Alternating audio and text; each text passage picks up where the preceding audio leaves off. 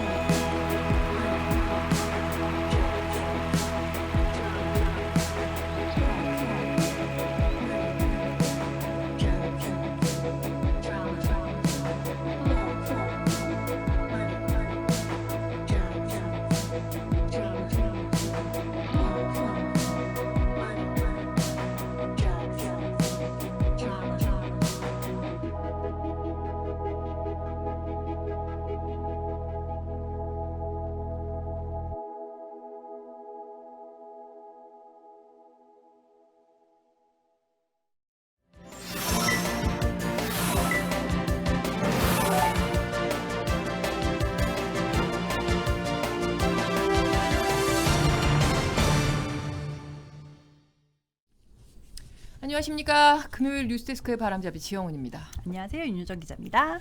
2022년 새해가 밝았습니다. 네. 월요일에도 화요일에도 프리데스크 그 메인팀에서 인사는 드렸겠지만 금요일은 또 저희가 새해 첫 금요일 방송이니까 금요일 팀이 또 새해 인사를 드리겠습니다. 새해 2022년에는 더 건강하시고요.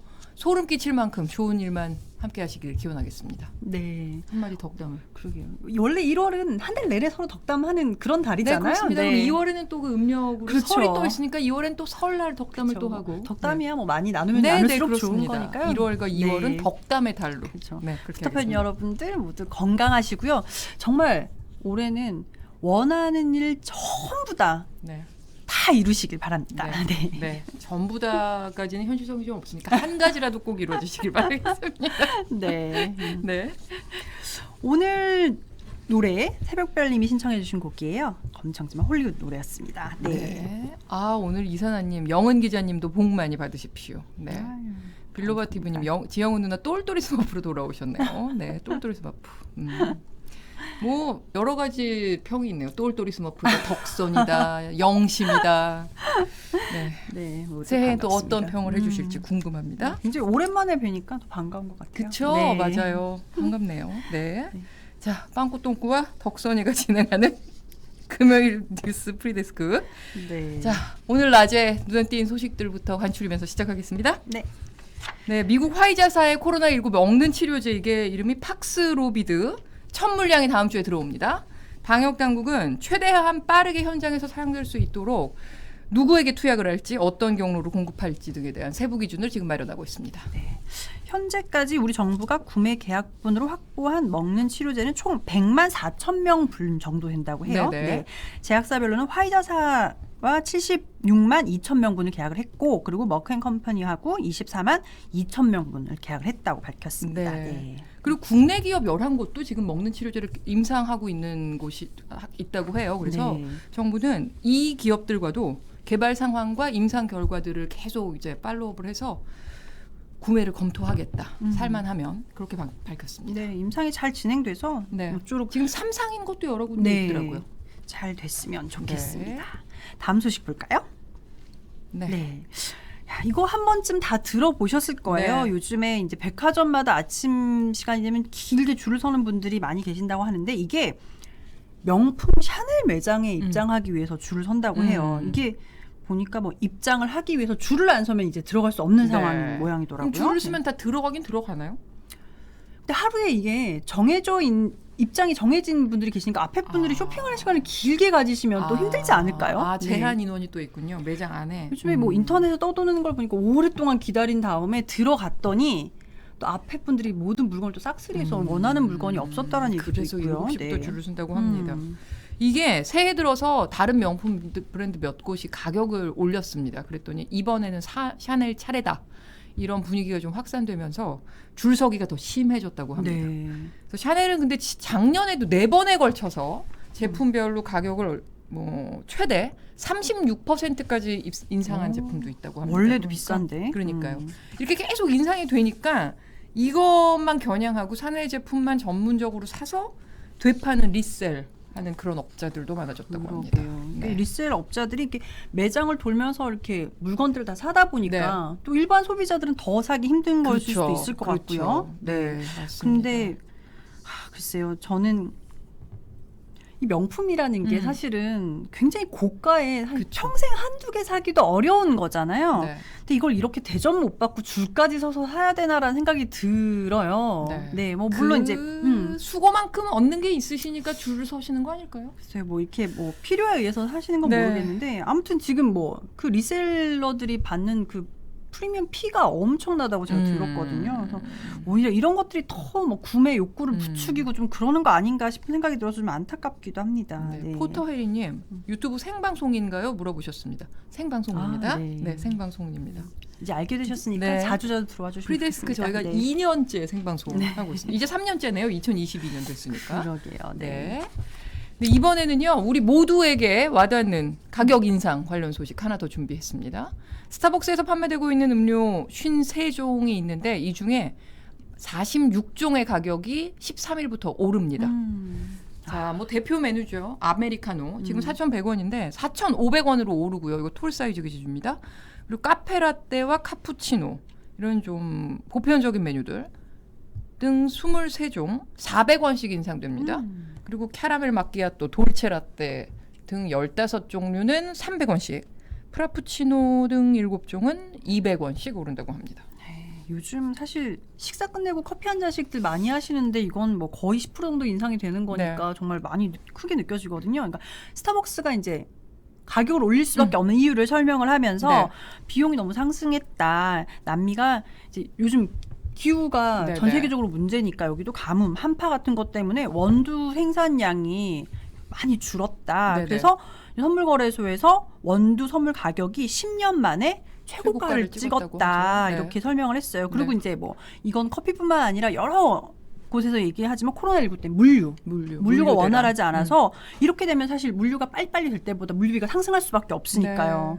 근데 문제는 이게 뭐 모든 음식이 그렇지만 한 군데 올리면 좀 줄줄이 인상되는 그런 게 좀 있어서. 게다가 스타벅스가 커피 프랜차이즈 시장 1위 업체니까. 그러니까요. 8년 전에도요. 스벅이 가격 올렸을 때 다른 커피 프랜차이즈들 기다렸다는 듯이 연쇄적으로 인상했었거든요. 올해도 그렇게 되지 않을까 싶은데 이게 원두를 사용하는 거는 커피 프랜차이즈들만의 그 상황이 아니라 제조업체들도 사용하잖아요. 그래서 이미 메일 유업이 포장 커피 음료 가격을 새해 들어 올렸고요.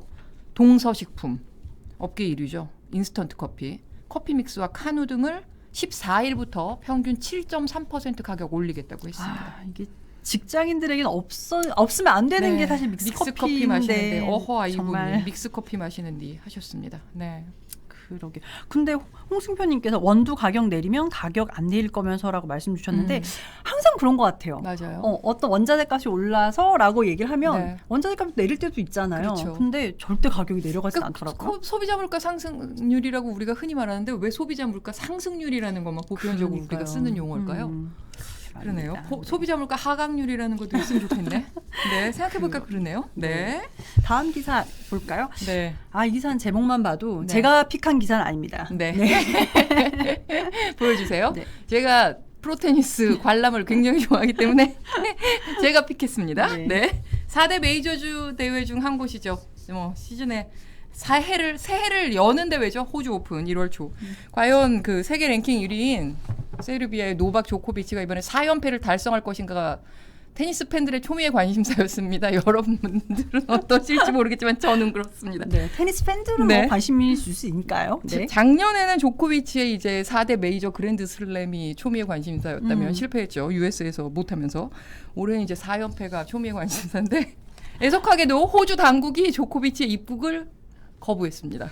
이제 뭐 이거는 물 건너간 거네요. 거네요. 물 건너갔습니다. 4연패는 불가능해졌습니다. 그래서 이제 이게 저는 이 다음이 이제 뉴스 가치가 있는 거죠. 그렇죠. 사실 뭐 저는 테니스는 큰 관심이 없어서 이유가 백신을 접종하지 않았기 때문에입니다. 이게 원래 이게 대회를 흥하게 하기 위해서 호주 오픈 주최 측에서는 조코비치에게 백신 면제를 용인하고 출전을 해줄 것을 허가를 했었는데 근데 이제 이렇게 되다 보면 입국을 할 때 일반인들은 전부 다 백신을 맞아야만 되는데 형평성 문제가 생긴 거죠. 그래서 결국 호주 정부가 공항에서 조코비치를 정부가 지정한 호텔로 옮기게 하고 곧 추방될 걸로 예상된다고 합니다. 그러니까 스콧 모리스 호주 총리가 규정은 규정이다. 누구도 규정 위에 있지 않다라고 얘기를 했는데요. 근데 이게 사실은 아예 가지 않았으면 몰라도 또 조코비치 입장에서는 또 좀 기분이 면제해준다고 했으니까 좀 기분이 좋지 않았을 수도 있을 것 같아요. 그래서 조코비치 아버지가 이것은 자유주의를 수호하는 모두를 위한 싸움이 될 거다 이렇게 말하면서 법적 대응까지 이제 시사를 하고 있습니다. 지금 바비님께서 저는 호주 멜버른 사는 교민 주부입니다. 강력 조치가 맞다고 생각합니다. 다들 이렇게 써주셨습니다. 그러니까 호주 전체적인 분위기가 지금 이게 맞다라는 거잖아요. 사실 저도 동의해요. 그래서 그때 그 면제해주는 그 결정이 나왔을 때도 논란이 되게 컸어요. 이거 왜 면제해주냐라고. 사실 면제 기준이 애매하잖아요. 애매하죠. 어떻게 보면은 저는 그렇게 생각해요. 조코비치의 어떤 사업적인 목적 아닙니까? 세계 랭킹 1위여서 그런 것 같고 모든 사람들이 자기 이익이 있어서 이게 세르비아 외교부까지 나서가지고 조코비치 입국을 허가해달라고 호주에 굉장히 청원을 했거든요. 그래서 외교 문제까지 비화될 가능성이 지금 또 나오고 있습니다. 사실 저는 조코비치 팬은 아니고 라파엘 나달 팬입니다. 라파엘 나달이 오늘 뭐라고 코멘트를 했냐면 백신을 맞는 것은 자유지만 안 맞은 것에 대한 책임도 본인이 지는 것이다 라고 말을 했습니다. 네. TMI 오늘도 빠지지 않는. 자, 눈에 띈 낮 기사들 살펴봤고요. 8초 후에 윤효정의 다 시그널로 가겠습니다.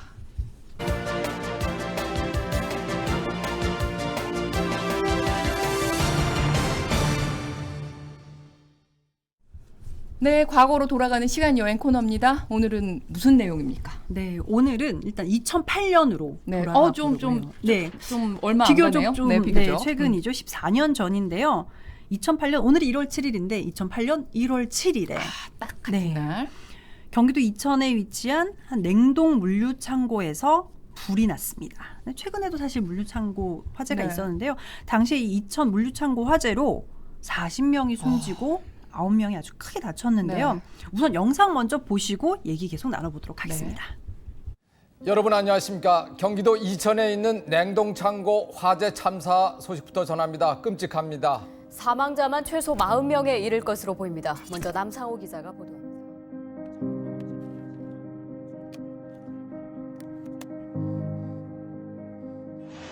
불은 3번의 큰 폭발과 함께 시작됐습니다. 이천 소방서입니다. 저기 코리아 이천인데 불났어요. 빨리 와. 예, 지금 빨리 와. 다급한 신고 전화가 걸려온 지 6분 만에 소방관들이 도착했습니다. 하지만 냉동창고 주변은 이미 검은 연기에 휩싸여 한치 앞을 볼 수 없는 상황. 창고 안은 삽시간에 불바다로 변해 있었습니다.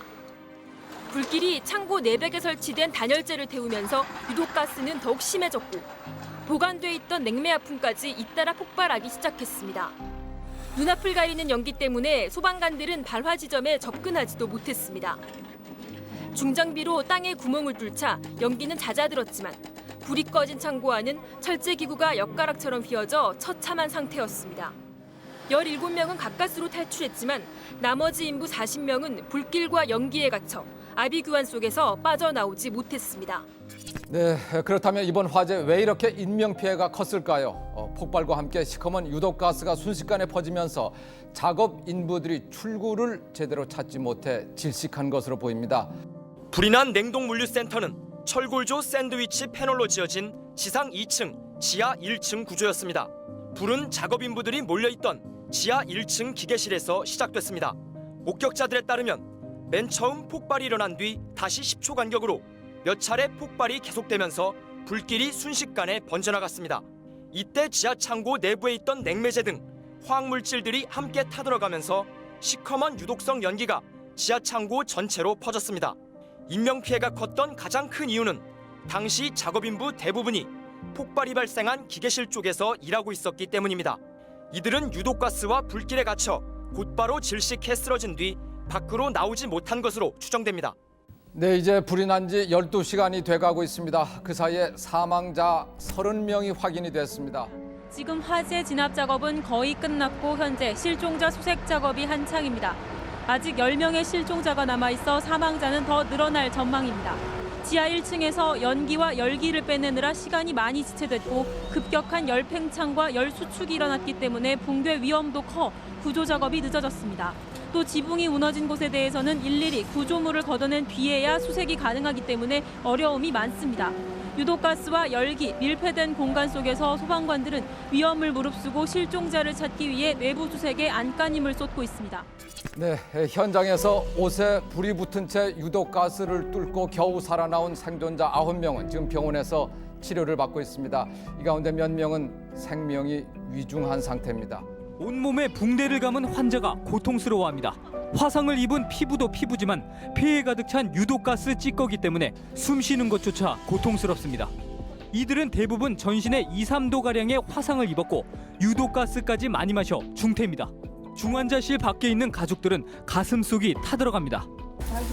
그냥 의식이 있으니까 고개밖에 없거든요. 여러분 안녕하십니까. 경기도 이천 냉동창고 화재 참사 속보부터 전합니다. 사망자는 모두 40명으로 최종 확인됐습니다. 불이 꺼진 지 만 하루가 지났지만 사고 현장의 모습은 여전히 참혹합니다. 이번 주말 문을 열 예정이었던 냉동창고. 하지만 시커먼 그을음과 지독한 유독가스만 남았습니다. 강철 배관들이 엿가락처럼 늘어진 채 천장 여기저기에 매달려 있고 단단했던 철제벽은 심하게 뒤틀린 채 떨어져 나갔습니다. 기계실 뒷벽과 옹벽 사이 폭 50cm의 좁은 공간. 사람 한 명이 겨우 빠져나갈 듯한 좁은 틈새에서 남성 4명이 나란히 숨진 채 발견됐습니다. 이 기계실 근처에서만 35명이 목숨을 잃은 채 발견됐습니다. 7차례에 걸친 수색 작업. 하지만 주인일 알 수 없는 불에 탄 신발과 휴대폰만이 재만 남은 사고 현장에 남아 있었습니다. 이번 사고 역시 안전 불감증이 부른 참사일 가능성이 높아 보입니다. 창고 안에 인화성 물질이 가득했지만 그대로 불티가 튀는 작업이 이루어졌고 넓디 넓은 지하 공간에서 대피로도 제대로 마련돼 있지 않았습니다. 화재 당시 냉동창고 지하 1층은 우레탄 폼 공사가 갓 마무리된 상태였습니다. 때문에 창고 내부에는 우레탄 폼을 뿌리면서 발생한 인화성 유증기가 가득 퍼져 있었습니다. 또 밀폐된 지하 공간에 암모니아 가스와 LP 가스통, 심지어 신라통까지 널려 있었습니다. 그런데도 업체 측은 50여 명의 인부를 투입해 용접 작업까지 강행한 것으로 드러났습니다. 우레탄 폼을 발포하게 되면 거기 이제 휘발성이니까 거기다 주의하고 했어야 되는데 시간이 촉박하다 보니까 막 서둘러 일하다가 이런 기본 지식을 당시 인부들은 전혀 몰랐습니다. 하청의 하청, 또 하청을 받아 작업을 하는 인부들이기 때문입니다. 용접도 하고 뭐 쉽게 펜스도 하고 여러 가지 하죠. 이게 자꾸죠, 자꾸. 그러나 화재로 갇혀버린 앞쪽 출입구 외에 인부들이 빠져나갈 수 있는 대피로는 건물 뒤편 한 곳밖에 없었습니다. 특히 창고 내부가 각각의 작업 공간을 칸막이로 나눠놓은 마치 미로 같은 구조여서 밖으로 탈출하기란 사실상 불가능에 가까웠습니다. 스프링클러와 방화 셔터를 잠궈놨던 회사 측이 화재 경보기도 울리지 않도록 조작했던 것으로 드러났습니다. 이천 냉동창고 화재 당시 화재 경보가 울리지 않았습니다. 회사 측이 스프링클러와 방화 셔터를 잠가놓은 데 이어 화재 경보마저 울리지 않도록 조작해놓은 겁니다. 이번 참사로 목숨을 잃거나 화상을 크게 입은 희생자 50여 명. 이들에 대한 피해 보상은 제대로 이루어질 수 있을지 걱정입니다. 화재가 난 이천 냉동창고 회사는 지난해 11월 회사 대표 이름으로 153억 원짜리 손해보험에 가입했습니다. 하지만 건물 등 재물 피해에 대해서만 보험을 가입해 사상자에 대한 보상금으로는 한 푼도 받을 수 없습니다. 따라서 희생자들의 보상은 하청업체가 가입한 보험 또는 개인보험 가입에 따라 결정되지만 대부분 하루벌이 일용직 근로자들이어서 보험에 가입했을 가능성은 낮습니다. 결국 이들에 대한 보상은 의무적으로 가입한 산재보험으로 처리될 것으로 예상됩니다. 억울하게 우리 가족 살려내라! 살려내라! 이천 냉동창고 화재 사고를 수사하고 있는 경찰은 코리아 냉동 측의 과실이 많은 희생자를 냈다고 보고 회사 대표 등 회사 관계자들을 사법 처리할 방침입니다. 한편 유족 측과 회사 측은 희생자 한 명당 최저 7,500만 원의 위로금을 주기로 합의해. 여러분 안녕하십니까? 경기도 이천에서 또다시 냉동창고 화재가 났습니다. 현재까지 6명이 숨지고 1명이 실종됐습니다. 지난 1월 40여 명의 생명을 앗아갔던 이천 창고 화재와 너무나도 똑같은 악몽이 제 1년도 지나지 않아 되풀이되고 말았습니다. 잊을만 하면 반복되는 이런 원시적인 사고. 그렇다면 이건 반드시 바로잡아야 할 우리 사회 시스템의 문제가 아닐런지. 저 마지막 윤유정 기자가 쓴 거죠? 아닙니다. 아닙니까? 네. 네. 마지막에 저 내용이 당시 기사에 언급됐던 내용이거든요. 모든 걸 네. 얘기해 주는 것 같은 것이 네. 이번 주에도 평택에서 물류창고 화재가 맞습니다. 났잖아요. 네. 저런 화재가 계속 이어지고 있어요. 네, 그렇죠? 맞아요. 지금 저희가 소개한 게 2008년 1월 이천 사고를 네네. 얘기를 한 건데 그해 똑같은 이천에서 또 물류창고 사고가 있었고 네. 좀 보면은 2020년에도 이거 기억하시는 분들 많을 거예요. 그러니까 계속 이천인데 왜냐면 이천에 물류창고들이 워낙 많거든요. 많으니까. 예, 이제 수도권 수요를 많이 받치는 곳이 많아가지고 이천 물류창고에서 불이 나서 그때도 38명이 숨지고 10명이 다쳤습니다. 아주 대형 참사였죠. 네. 그리고 같은 해 용인 물류창고에서도 화재가 나서 5명이 숨졌고 작년에 쿠팡 물류센터에서도 그렇죠. 화재가 나서 그때 당시에는 소방관 1명이 네. 순직한 적도 있었습니다. 네. 말씀하신 것처럼 평택에서도 네, 지금 네. 소방관 3명이 네. 순직한 걸로 나오잖아요. 네. 그러니까 이렇게 물류창고 같은 경우는 화재도 계속 연이어 나오지만 화재가 나면 또 피해가 또 굉장히 큰 경우가 많아요. 이게 근데 왜 유독 물류창고 화재가 이렇게 계속 되고 왜 이렇게 피해는 커지는지 궁금하거든요. 이게 냉동 창고 같은 경우는 네. 그러니까 쉽게 말하면 그 창고 자체가 하나의 큰 냉장고다 이렇게 그쵸, 보면 그쵸, 되는 그쵸, 거죠. 그러니까 그쵸. 우리 가정에서 쓰는 냉장고를 생각해 보면 이제 전기 자재들이 많이 들어가니까 똑같은 거예요. 네. 그러니까 이게 전기 장비들이 있다는 것은 자칫하면 화재가 날 수 있다는 거죠. 그런데 냉동 창고기 때문에 안에 온도를 다운시키려면 아무래도 이제 냉매를 써야 되고 그렇죠. 냉매를 이제 그 가스 같은 거. 가스를 사실 압축시키면서 액체로 만드는 갑자기 뭐 옛날에 배웠던 네. 화학적인 네, 그러면서 네, 이제 네, 열이 방출을 하게 네. 되니까 건물 밖에 이렇게 냉매를 두면 여긴 또 엄청 더워지는 거예요. 이러다 보니까 누전 사고 같은 열은 위험성이 발생하고 굉장히 더워지고 많은 거죠. 화학물질이 네. 있고. 그런데 이렇게 불날 가능성도 높은데 피해가 커지는 이유가 또 있어요. 네. 이게 아무리 차갑게 해놔도 이게 다 열이 날아가면 안 되니까 이제 보통 이렇게 감싸 놓는 거죠. 좀 이렇게 냉방 효과를 좀 올릴 수 있도록. 근데 이때 단열재로 많이 쓰는 게 우레탄을 많이 쓴다고 해요. 네. 근데 우레탄은 불에 타면 이제 독성 물질이나 유독가스 같은 거를 막 이렇게 발생을 시키기 때문에 예, 이게 뭐 그걸 들이마시면 그 자리에서 쓰러지기도 하고 그래서 이제 어려움이 있는 거죠. 그리고 냉동창고 이제 가보신 분들도 계실 거고 그리고 이제 화재가 나면 화면에도 나오지만 칸막이를 막 쳐놔요. 창고들이 보통 그렇잖아요. 근데 칸막이를 쳐놨는데 평소에는 괜찮지만 화재가 나서 앞에 시야가 가려진 상태에서는 이 칸막이가 대피를 할 때 굉장히 방해가 미로같이 될 수 있는 되는 거죠. 그렇죠. 네. 그러니까 딱 미로가 되는 거예요. 그리고 이게 뻥 뚫린 공간이 아니고 칸칸이 있다 보니까 이게 불을 계속 이어주는 이런 역할을 하다 보니까 불도 금방 번지게 되고 대피는 더 어렵게 만들고 이렇게 하다 보니까 이제 물류 창고에서 화재가 발생하면 이제 피해가 좀 커지는 겁니다.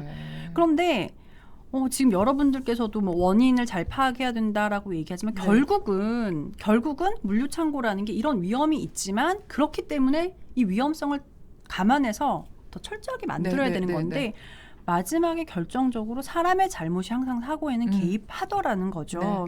처음 소개해드린 2008년 이천 물류창고 화재 같은 경우에도 스프링클러, 화재 경보기 이런 거 다 꺼놨던 걸로 드러났었잖아요. 그러니까 일을 뭐 빨리 처리하고 편하게 처리하는 것도 물론 중요하지만 그것보다 더 중요한 게 안전이니까 현장에서는 그걸 꼭 기억해야 되겠습니다. 네. 저희가 이런 안전사고에 대해 전해드릴 때마다 항상 결론은 그렇죠. 버킹검이에요. 그렇죠? 네. 그리고 뭐 할 수 있는 거는 사람이 하는 일밖에 할 수 네. 없는 거니까요. 거기서 새해에는 같습니다. 새해에는 안전사고는 없기를 그것도 함께 기원해 보겠습니다. 14년 전 그날로 돌아가 봤습니다.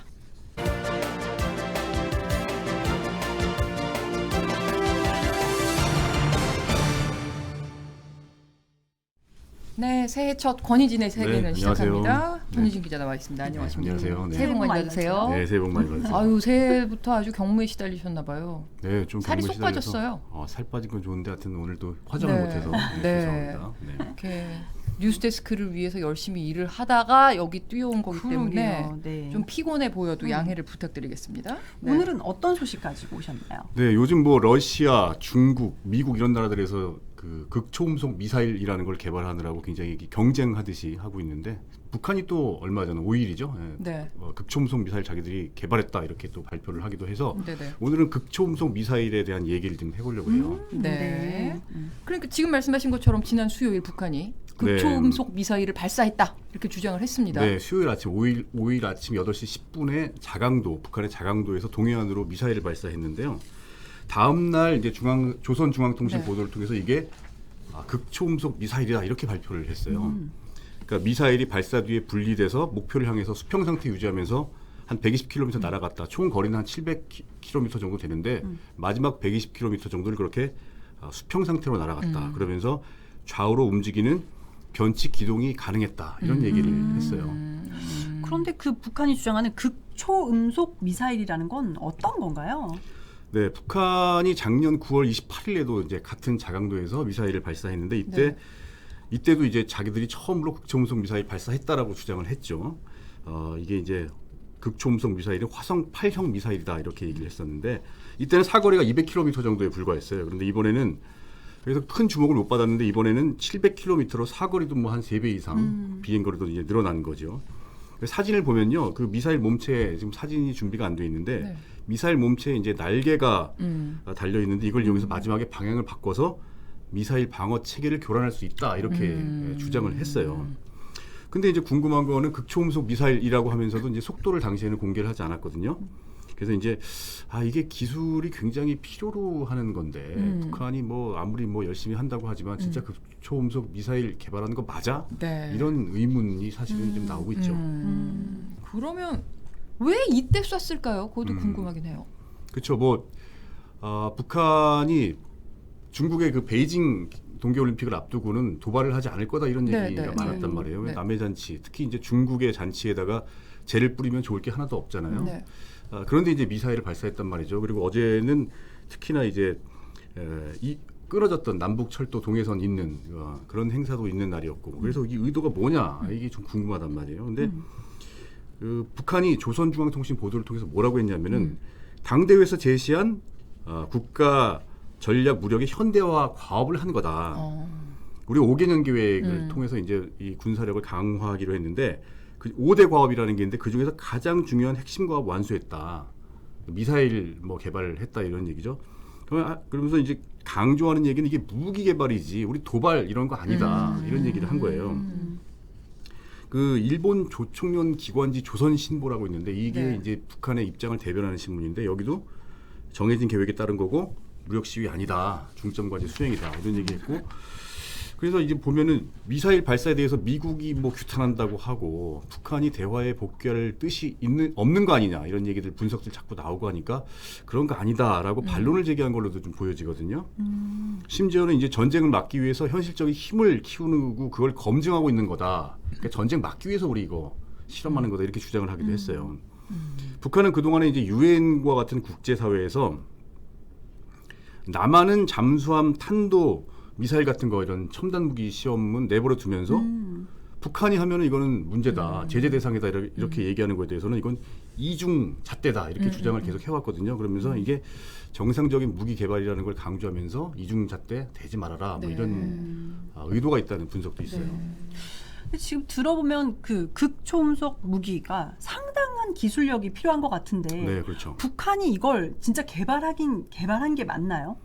그러니까 극초음속 미사일이라는 그 음속의 5배, 시속 6,120km 이상으로 이제 날아가서 이제 대기권을 올라가서 전 세계 어디든지 이제 1시간 안에 타격할 수 있다 이런 건데 이게 포물선을 그리는 게 아니라 이게 대기권에서 이렇게 올라갔다가 다시 이렇게 날아가면서 낮게 날아가서 이 타격을 하기 때문에 레이더 포착이 굉장히 어렵죠. 그래서 기존 미사일 방어 체계로도 요격이 사실상 불가능하기 때문에 굉장히 위력적인 무기인데 우리는 이거 2030년에 실전 배치를 목표로 지금 개발하고 있어요. 뭐 우리나라뿐만 아니라 하여튼 대부분의 나라들이 이게 이제 게임 체인저라는 얘기까지 나올 정도로 위력적인 무기다 보니까 개발에 열을 올리고 있는데 하여튼 합참은 우리가 파악한 거는 북한이 발표한 그런 내용이랑은 좀 다르다 이렇게 얘기를 하고 있어요. 지금 이 극초음속 미사일은 러시아가 가장 그 기술적으로 앞서 나가고 있고 이미 이제 상당 부분도 실전에 배치되기도 했거든요. 우크라이나 문제로 이제 서방하고 지금 대치하고 있는데 작년 12월 15일에 러시아가 또 그 지르콘이라고 하는 극초음속 미사일 실험에 성공을 해가지고 미국에게 이건 미국에 대한 어떤 일종의 이제 위력 시위다 뭐 이런 얘기까지 나왔거든요. 극초음속 미사일 무기라고 하면은 이게 극초음속 순항 미사일하고 극초음속 활공체 탑재형 미사일 뭐 이렇게 두 가지로 나뉘는데 말 그대로 이제 극초음속 순항 미사일은 미사일 자체가 굉장히 빠르게 날아가는 거고요. 활공체 탑재형 미사일이라고 하는 거는 대기권까지 올라갔다가 활공체 미사일이죠. 이게 분리되면서 아래로 내려와서 이제 날아가는 방식이에요. 근데 이게 러시아하고 중국만 성공을 했고요. 미국은 이거 아직 개발 못해서요. 실패를 했어요. 얼마 전에 실험에서도. 이거 쉽지 않아요. 그래서 미군 내에서는 우리가 무슨 아프간 전쟁 같은 거 하느라고 정말 중요한 무기 개발 실패하지 못한 거 아니냐 이런 비판의 목소리도 나오고 있거든요. 그래서 이게 진짜 성공했다면은 러시아, 중국, 미국 다음으로 같은 극초음속 미사일 4번째 성공하는 건데 이게 과연 가능할까 의문이 있죠. 근데 중국이 또 작년 7월에 극초음속 미사일 실험에 성공을 했는데 이때 미국이 굉장히 긴장을 했어요. 그때 스푸트니크 모먼트다 이런 얘기가 나왔어요. 뭐냐면 57년에 소련이 스푸트니크라는 1호 인공위성을 발사를 했잖아요. 이때 미국이 뭐 난리가 났을 거 아니에요. 소련의 기술이 떨어졌으니까 그것처럼 중국이 먼저 극초음속 미사일을 이런 걸 발사를 하니까 굉장히 놀랐다라는 얘기가 있는데요. 어쨌든 그 중국의 극초음속 미사일이라는 거는 미사일을 이제 아까 제가 말씀드린 것처럼 위성 궤도에 쏘아 올린 다음에 지구를 이렇게 싹 돌아요. 돌다가 특정 지점에서 내려가면서 목표물을 타격하는 거예요. 그래서 목표물의 뒤쪽에서 이렇게 궤도 비행을 하다가 기습 공격을 하기 때문에 막기가 어렵죠. 근데 이거는 궤도를 한 바퀴 다 돌기 전에 미사일을 발사하기 때문에 부분 궤도 폭격이라고도 얘기를 하는데요. 한 바퀴를 다 돌면은 정식 궤도 비행이어가지고 이거는 안 돼요. 왜냐하면 1967년에 우주조약에 대량 파괴 무기는 궤도 비행을 금지했거든요. 그래서 이게 부분 궤도 비행을 하는 식으로 무기를 지금 개발을 하고 있죠. 근데 어쨌든 국방과학연구원이 오늘 오후에 자료를 냈는데 북한이 얘기한 거는 좀 성능이 과장된 거다. 네네. 우리 군 당국이 추적 탐지할 수 있는 정도의 수준이고 이건 사실상 극초음속이라기보다는 탄도미사일에 가깝다 이렇게 얘기를 했네요. 그렇게 예민하게 오늘 또 뭐 미국이 국제사회가 제재를 하겠다 이런 얘기도 기사가 UN 차원에서 나왔던데 이렇게 예민하게 반응을 하면서도 또 이렇게 지켜보고 있는 이유가 이 무기가 그만큼 중요하기 때문인 것 같아요. 그래서 미국하고 일본이 이 무기 개발에 또 공조를 하고 네, 있다. 오늘 미국하고 일본이 국방 외교 장관 2+2 회담을 했는데 여기에서 이제 북한 미사일 얘기를 하면서 또 무슨 얘기를 했냐면 중국과 러시아 얘기를 또 하면서 북한 얘기를 끼워 넣었죠. 그러면서 우리도 이제 극초음속 무기에 개발하기 위한 미일 공동 연구 개발할 건데 여기에 서명하겠다 이런 얘기까지 했어요. 그래서 어쨌든 북한이 러시아나 중국 때문에 그렇지 않아도 두 나라가 이런 걸 하려고 했을 텐데 어찌 보면 북한이 여기에 대해서 좀 확실한 빌미를 준 거 아닌가, 명분을 준 거 아닌가 이런 생각도 듭니다. 네. 오늘도 아주 알찬 이야기 잘 들었습니다. 네, 고맙습니다. 감사합니다. 지금까지 권인의 세계는이었습니다. 8초.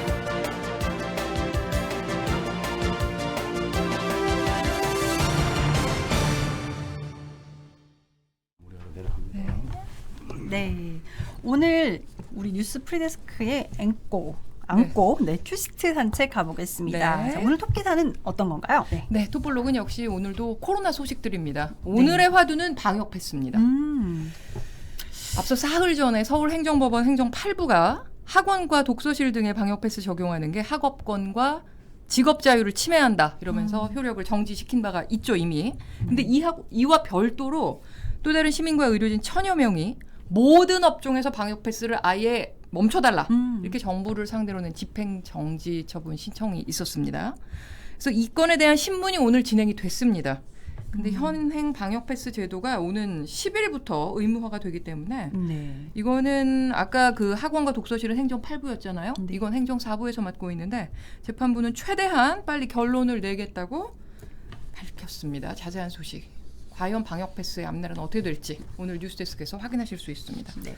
오늘 신규 확진자 수를 한번 볼까요? 6시 기준에 2,410명입니다.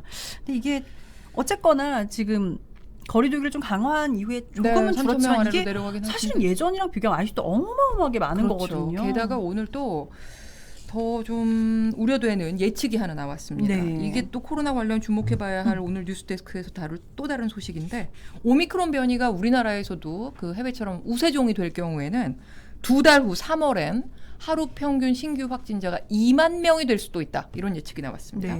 이게 누가 얘기를 한 거냐면 정재훈 가천대 의대 예방의학교실 교수가 오늘 한 토론회에서 내놓은 예측치입니다.